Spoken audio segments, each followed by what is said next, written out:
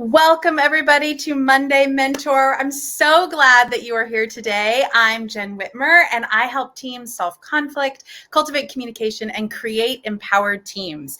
And in this Leadership Monday Mentor, today, I am so excited to have my friend Emily here. She is an organizational psychology specialist. She's a productivity coach and a speaker. And I just can't wait for all of the goodness Emily's going to give us today. Welcome, Emily. Hi, Jen.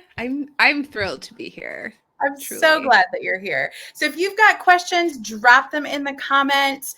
We are going to talk today about this concept of a zone of genius. And I was thinking about the joy of this with Emily, and I can remember doing work when I was a leader in a school that was so not suited for me. Like I had to put my headphones on, I had to have a special environment, a candle, if I had to look at spreadsheets for too long. Like it was so not me. And I felt guilty about that. Like there was some kind of shame around it. And then listening to you recently, I was kind of brought back to that moment. And I can't wait for you to share with us about what is the power of the zone of genius. So I know I've kind of like left it on a cliffhanger there, but I want to start with, who are you and how did you get here? Tell us a little bit about your journey into helping people with this work. Yeah, this is a great question because it's been such a winding path to get here, and I feel like I can see how all the steps and misstarts and amazing opportunities connected, but going through it was hard to see. So I spent almost 10 years at a corporate world in the corporate world. And I was in event planning and marketing and various levels of fit, right?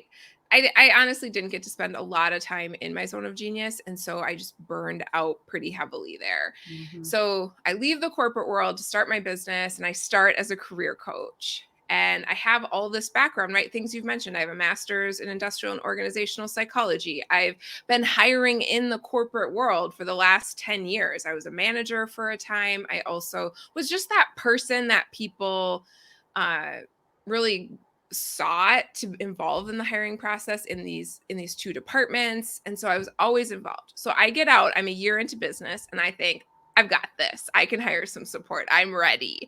I know what I'm not good at, and I need some help. And then I failed like super bad again and again, because what I didn't realize was how different the freelancers were from employees. Also, just in a smaller business, I didn't have the same resources backing my decisions that I was used to, and I was not prepared to deal with that. And then just that fact that people are looking for different things when you're freelancing versus looking for employment. And so I didn't have that background. And so I kind of really cracked the code on doing this. I figured out how to build a team with freelancers. And then I started getting connected with more business friends. And so food bloggers in particular has been my niche. That's been my primary client base the last few years because they're wonderful. I mean, they make food. They're like incredibly valuable. Like, they give you all the delicious recipes, and they're really creative, and they've had a lot of the same struggles that I went through as a career coach. Being very creative, but then also just that solopreneur mindset. And they have different leadership backgrounds, right? They don't all have hiring experience. And yeah, so that's kind of, here I am. Yeah. And you've arrived.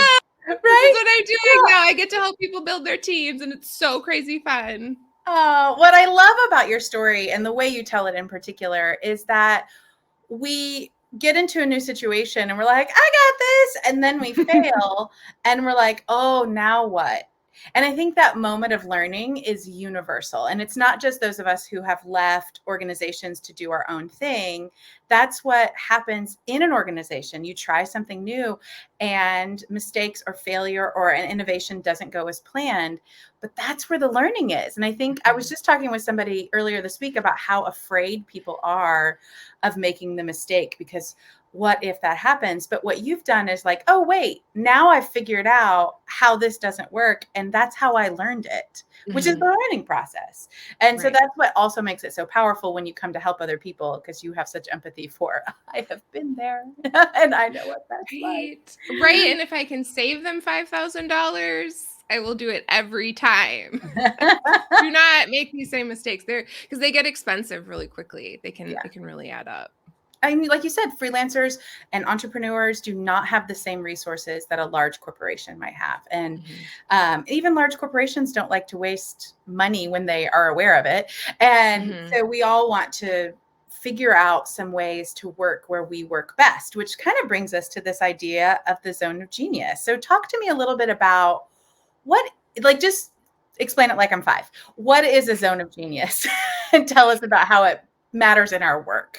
Yeah, so the zone of genius is basically the work that you are meant to do. It is the work that makes you come alive. It's energizing. It's just you feel like you were made to do it.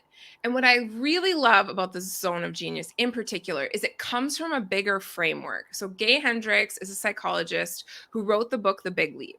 And he developed this framework called the 4 zones of work. And I like to think about it as a pyramid. So if you think about a triangle, at the bottom of this pyramid is your zone of incompetence. So this is everything that you are not good at. My spreadsheets. Right, exactly. And I put it at the base, not because it's the most important part or it's the foundation of who you are, but just because it's the biggest zone. There's so much outside.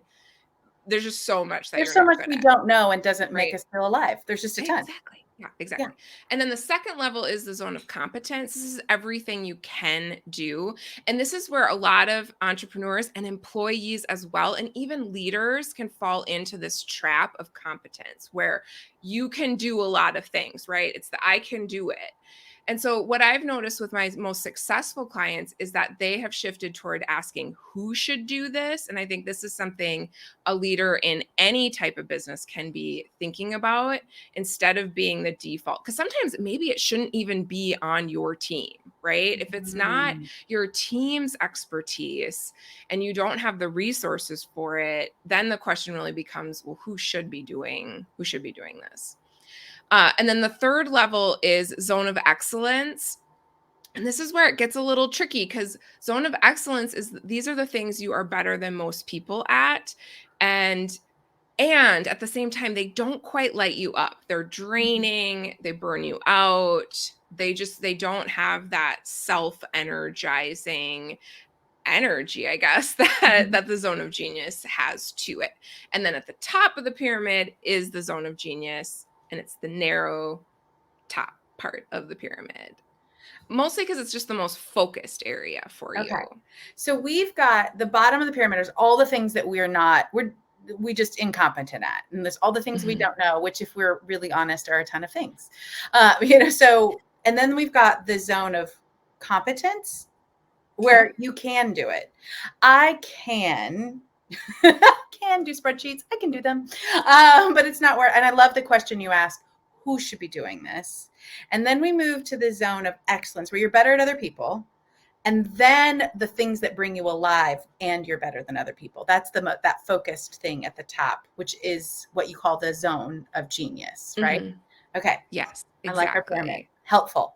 Exactly.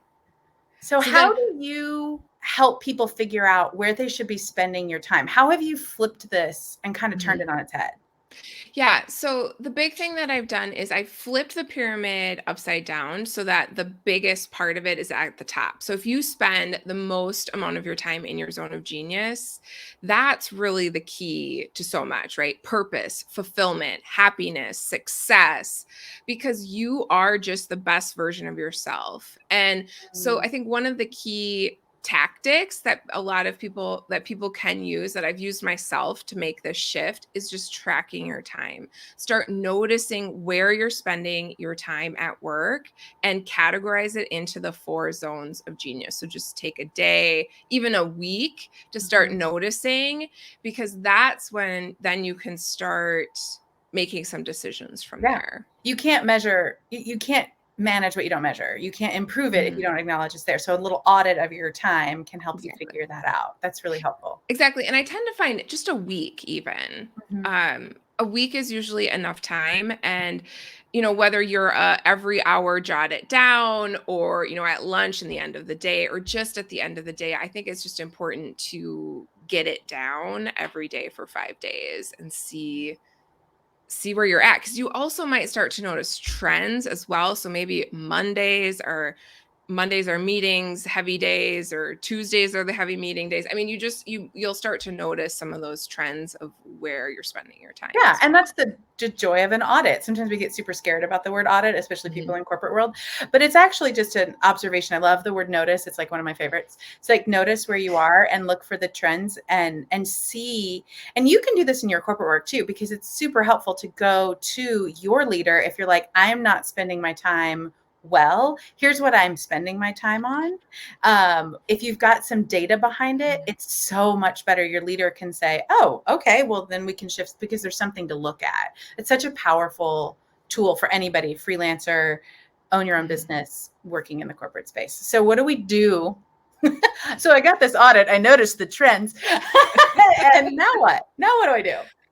Yeah, I think the next step is then just to start taking steps towards spending more time in your zone of genius. So whether you have complete control over that and can just do it. I mean, sometimes even as a corporate employee, there may be things you can let go of that no one will notice are gone. We Do you know could what I have mean? whole hours of talk about how women pick up all of the work that is Mhm. not really paid, and we're not going to go there for forever. But it's a thing. No. Oh yeah. No, I know. Yeah. Yeah. It's a I'm thing. aware.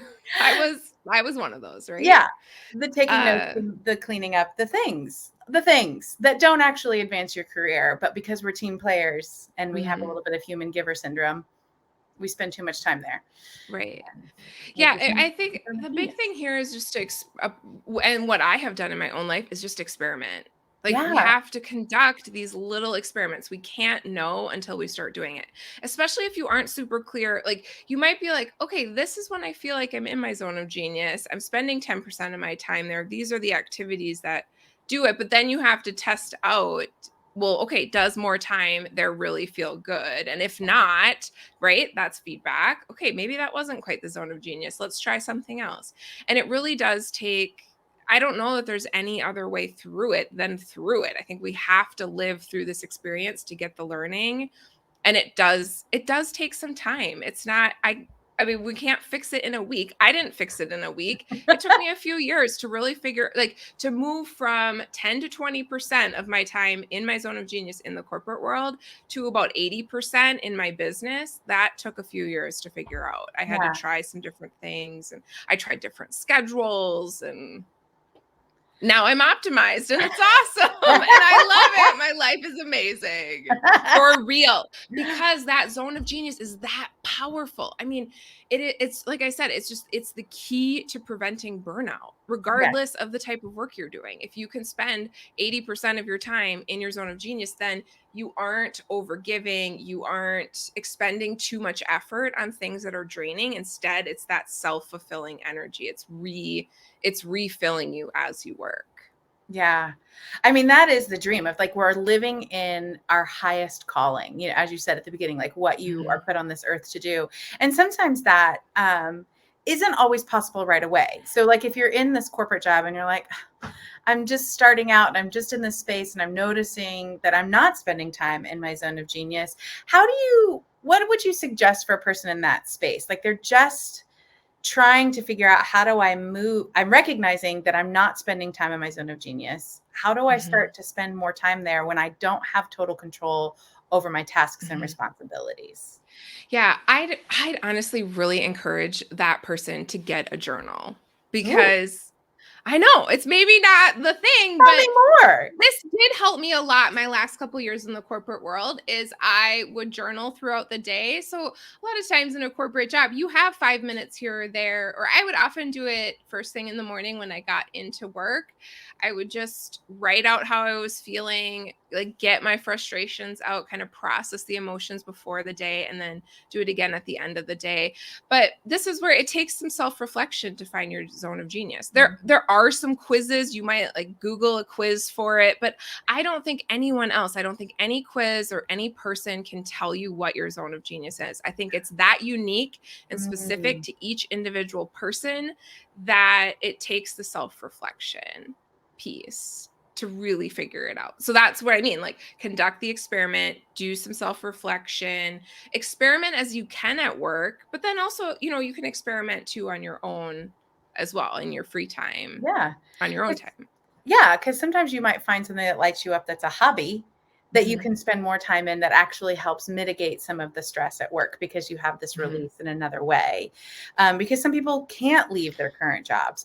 But sometimes I think we get stuck because we think, I can't leave this job. I Mhm. don't want to be an entrepreneur. Not everybody has to. I was just talking with somebody yesterday on LinkedIn who is moving from broadcasting to marketing and really shifting into a totally different career Mhm. path. And she's freelancing and just trying it out. And that is she wants to be an employee. She doesn't want to live as a freelancer, but that little step in between is how she's moving to spend more time in that part of her zone of genius. And she's really excited about it. And I think sometimes we forget that it's not linear. It's not this a Mhm. straight line. There's a lot of figuring it out. And I love your language about an experiment. When we have a posture of experimentation, we already are starting to look at it differently versus, okay, this is absolutely the next right step. And then when this happens, okay, it's going to be great. And then when it doesn't, we fall apart. But Mhm. when we look at an experiment, you're like, well, that trial didn't work. I guess we're trying another trial, because that's what you think about as an experiment. So I love that advice for people. Yeah, And thank you. I'm realizing that our time is almost over. Oh, Um, every I had time like 7 more things to say. I know. Okay, well, give us your best new thing, and then tell me a little bit about what this is, finding your zone of genius. Yeah, I think my last thing I wanted to mention just as we wrap up is that as you explore some of these things on your own and exploring hobbies, just keep in mind you don't have to monetize everything. I think that's a mistake. Amen. A mistake I made early on was thinking everything had to be a business or I had to make money from everything. And it's just not been true for me. It's better that I have boundaries around these different things, that some things are in the hobby lane and some things are in the work lane. And so it's been helpful to release that pressure from myself. Yes. I mean, we could do a whole nother interview on that and how everything gets to be monetized and nothing is just for the fun of it. Mhm. I mean, I clearly am speaking in hyperbolic tones, but it feels that way. Like this pressure to monetize things is Mhm. so great when really we're not, that's not how we are designed. We're designed for stress and rest and stress and rest. Mhm. And part of rest is things that are just fun. And Mhm. while, yes, I used to be a professional educator and a professional music teacher, so I sing and play the piano. No one should ever pay me to play the piano at anything. But I love sitting down to play and just allowing that to be something. Mhm. And don't ever monetize that. And I think there's so much freedom, as you said, in this doesn't have to make money. This can just be for joy. And I think we've forgotten sometimes that things can just be for joy. And that's part of a whole life. So Mhm. I love that. Well done for saying it. Okay. Oh, So thank tell us about your zone of genius and what Yes. people can find. Yes. So I put together a Zone of Genius worksheet to help you get started with the reflection process. Oh, And what I thank you. love about the questions that I've developed is that you can use them iteratively. So you can come back to them again and again and like keep asking yourself these questions and reflecting on them. Yeah. And so you can grab it at emilyperron.com/ZOG, or there's the little QR code on the screen, which is There so you fun go. and fancy. It's great. I mean, I found it really helpful, and I've done a lot of self-reflection. It's a lot of what I do with clients and coaches and leaders, and helping them be more conscious and choosing response over reaction. There's a lot of reflection work, but I think your questions come at it in a very different way than the way I approach it. And so it was so helpful for me just to consider in my own world, what is my zone of genius? And I think one of the powers of that is because of the way it's questioned, there's not this like, oh, who am I to think I'm great at that? Because I think Mhm. sometimes women have this idea that I'm supposed to be humble. And if I speak out too much about how good I am about something, I'm going to get some backlash. And your questions kind of release a little bit of that and let you look at it in a different way. So I think it's really powerful, even if you're just curious about what do I like to do well and how do I figure out how to work better in a way that isn't exhaustive and Yeah. exhausting all the time. So And I am well done. so not immune to that because I felt like even as I share the worksheet, it's this little like, well, who am I to say that these questions are even good, right? Like I am a work in progress every day. Aren't we all? Aren't we all? And if anybody says to you, I've got it figured out and I'm never growing, I don't want to work with that person. So I'm not interested in that, because suddenly you're a robot now and I don't want that. So I've realized I forgot to ask one really important question about how leaders can help their teams in this. Like if you're the leader and you're figuring out your zone of genius, what can a leader do to kind of think about their team's zone of genius? How do they work this into building process and their culture?